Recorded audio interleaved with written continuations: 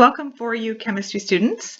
This is going to be our last lesson of chapter 7, which is on equilibrium. So today we're looking at a different type of equilibrium, not a chemical equilibrium, but a physical equilibrium when you dissolve something. So when something gets dissolved, sometimes you still have solid solute and you have dissolved ions, and they are in equilibrium with each other because as fast as the solid is dissolving, the ions are recrystallizing. So that's why, again, it's a dynamic equilibrium, because it appears like nothing's changing in terms of concentrations, but it is actually constantly changing. So in your textbook on page 802, which you should take a look at, you'll see a whole list of salts that fall in this category of reaching an equilibrium when you dissolve them, and that is because they are not very soluble. So they don't go to completion, and as a result, they have an equilibrium constant, K, but instead of it calling K little eq like we did when we're doing chemical equilibriums, we call it KSP, and that stands for the solubility product. So you'll note, if you check, because it's alphabetical, that table salt or sodium chloride is not on that chart. And that is because it is a very soluble salt, as you will know. So pretty much when you put it in water, it goes to completion and completely dissolves. A lot of other salts, not the case. Okay, so from grade 11, we studied solubility, and just to refresh, the definition is it's the concentration of dissolved solute ions that are in a solution. When we talk about solubility, we're assuming that the solution is saturated. So we're looking for what is the maximum amount of solute it can hold at a specified temperature.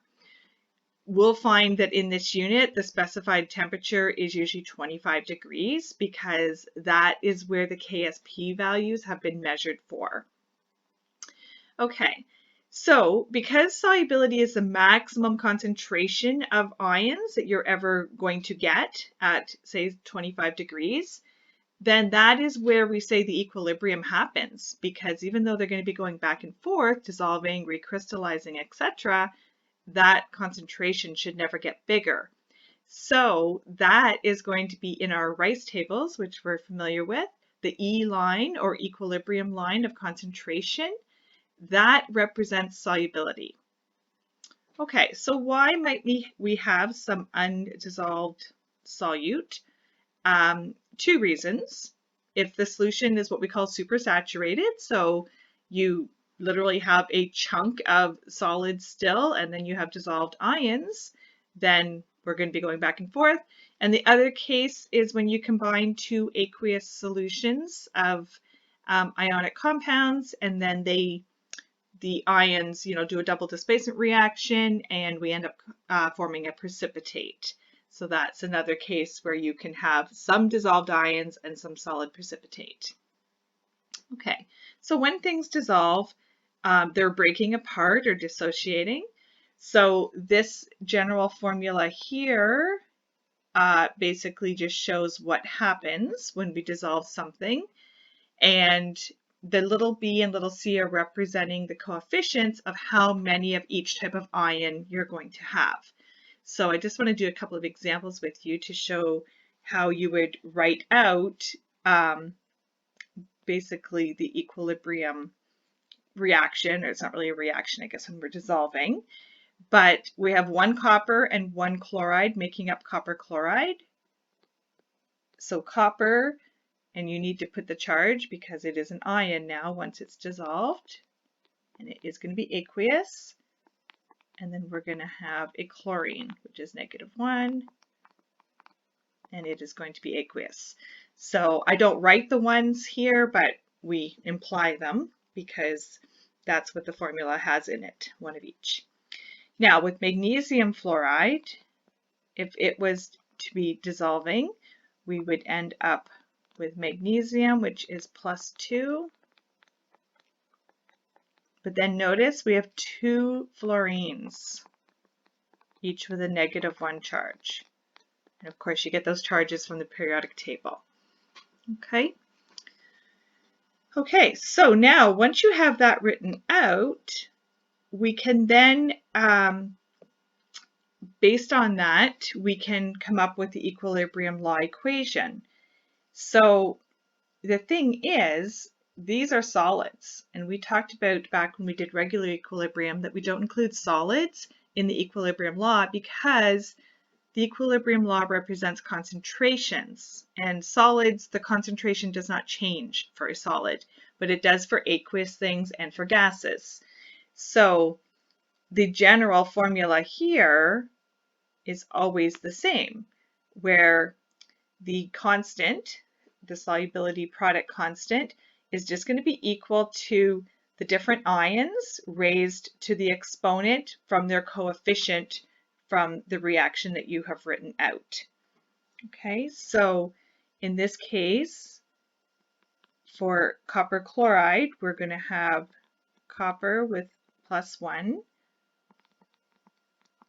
aqueous. And then because I have a 1 here, I'm going to raise it to the 1.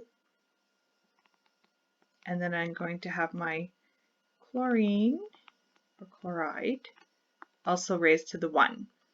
Okay, so we're doing the examples that we wrote up here, down here. Okay, so this is magnesium fluoride. So once again, we're going to have magnesium ions, and that is raised to the 1. And then we've got fluorine ions, but note, raised to the 2, because we have a coefficient of 2.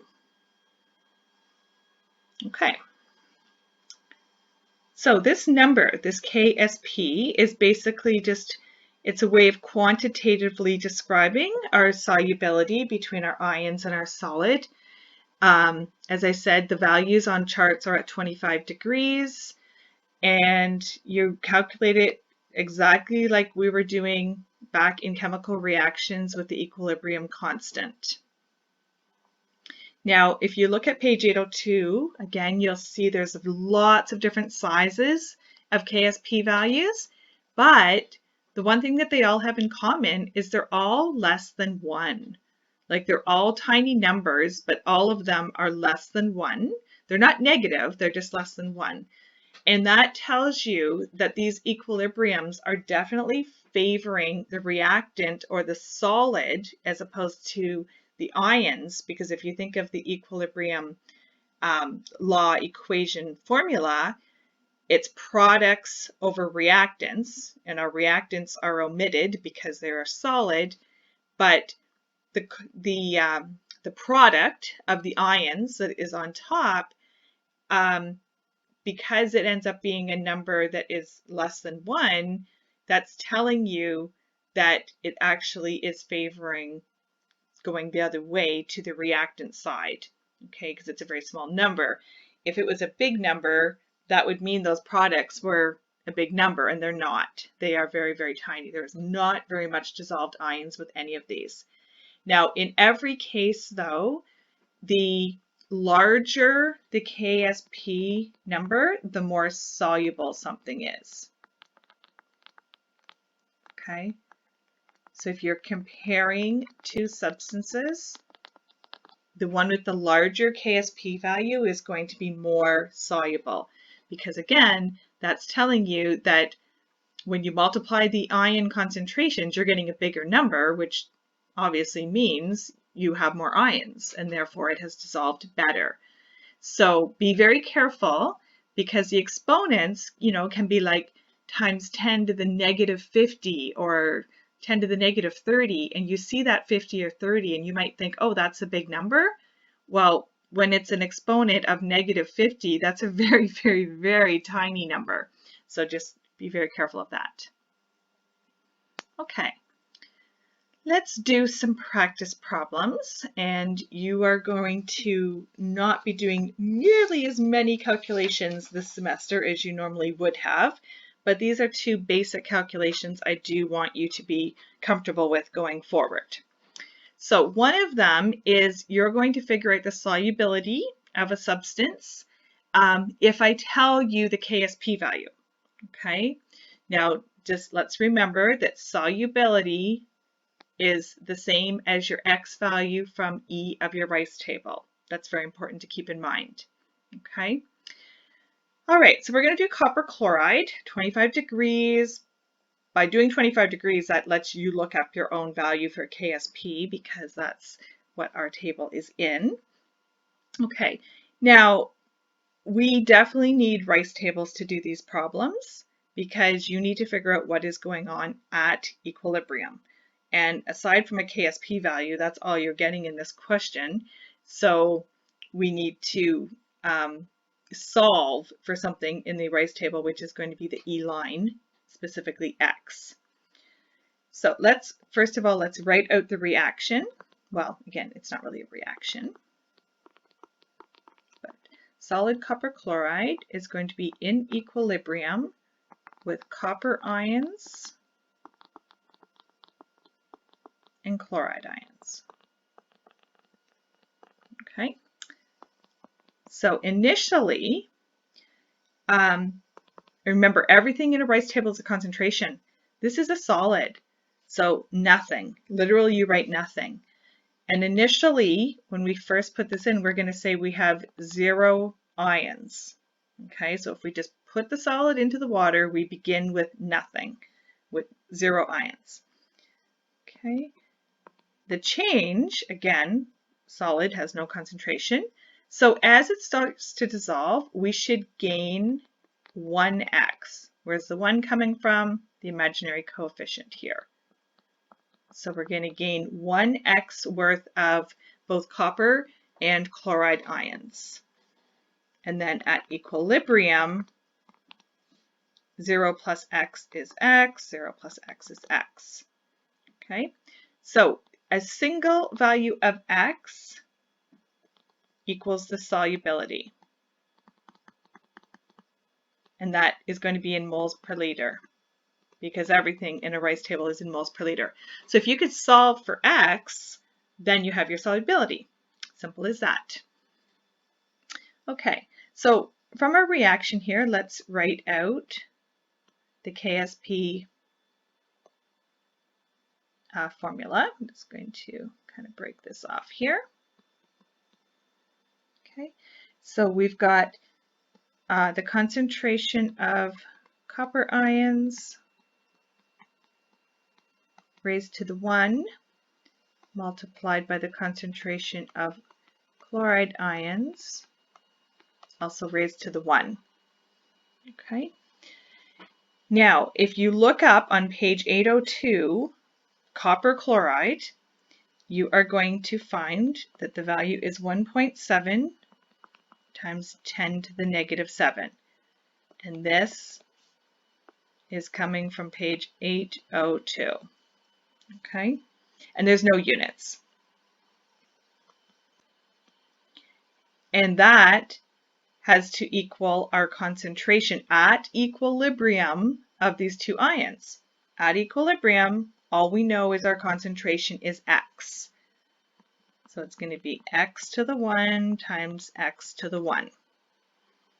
Okay, which we can then simplify to being 1.7 times 10 to the minus 7 equals x squared. Now at this point you will need to take a square root of both values, just like when you were solving for perfect squares. And I'm just going to flip things around now because I like to have my unknown on the left. So x is going to be the square root of x squared, and we should get 4.1 times 10 to the negative 4, and that is going to be moles per liter. So that's telling us, therefore, the solubility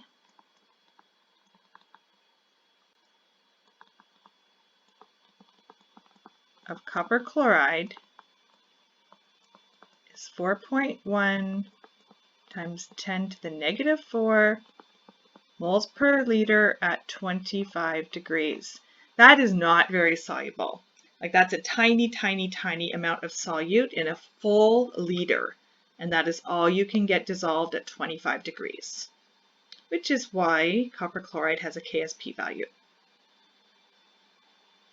Okay, so that's the one type of problem.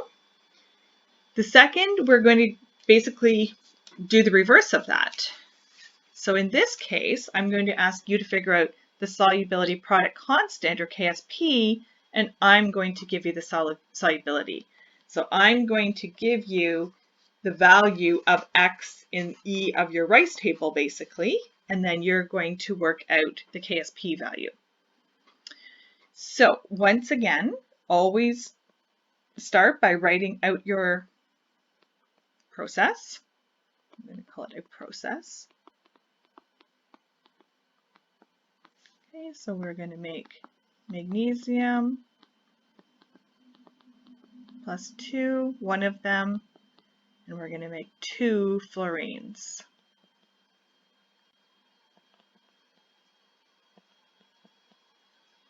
Okay, like that. So complete the rice table here. Remember, nothing will go here because there's no concentration. So initially, once again, we're going to say we're starting with no ions. As it begins to dissolve, we're going to add a value of X, and here we're going to add a value of 2X because of the 2. So at equilibrium, this is what we have. So now we're going to write out the equilibrium law equation for the solubility product, which is saying magnesium concentration to the 1 multiplied by fluorine concentration, fluoride, to the 2. And we're trying to solve for the KSP. Okay, so this is like saying X to the 1, times 2X to the 2. Okay, because fluoride is 2X here, but we know we have to raise it to the 2. So where do we go from here? If we look back to the question, it told us the solubility of magnesium fluoride is 1.17 times 10 to the negative 3 moles per liter at 25 degrees. So that is X. So if we plug in 1.17 times 10 to the negative 3 moles per liter for X, and then we want to have 2 times 1.7 times 10 to the negative 3 moles per liter, and it's 2x squared. So be very careful that you do 2 times that, then square it. Don't square x and then multiply by 2. You'll get a very different number. Okay, so I'm just going to kind of show all the steps here. And I'm going to get rid of the units because there won't be any units here anyways. Okay, so we're going to have this. Multiply this by 2 is 2.34 times 10 to the negative 3. That's what's going to get squared. And again, you will never show this much work ever again, but just so you can make sure you're doing it correctly on your calculator as we go through. So this number squared is going to be 5.48 times 10 to the negative 6. And finally, and just a reminder too from grade 11, if you have trouble putting exponents into your calculator, you can use what we call the cheater method, where all you really had to do here was take 2.34 times 2.34, you get 5.48, and then a 10 to the negative 3 multiplied by 10 to the negative 3 makes you add the exponents. So negative 3 plus negative 3 is negative 6. You can do the same thing here. You can take 1.17 multiplied by 5.48, like just separately, and you'll get 6.4. You know, I'm just trying to think here why I've switched to two significant digits. There's probably another number here, but I do not have it wrote down because I think we really could have 3, being as we're only working with one number that has 3 significant digits. So there's probably something else there. All right, and then 10 to the negative 3, 10 to the negative 6. You can add those because you're multiplying, so it's 10 to the negative 9. Okay, now, so this is the KSP of magnesium fluoride. And if you check on page 802, it is the exact same.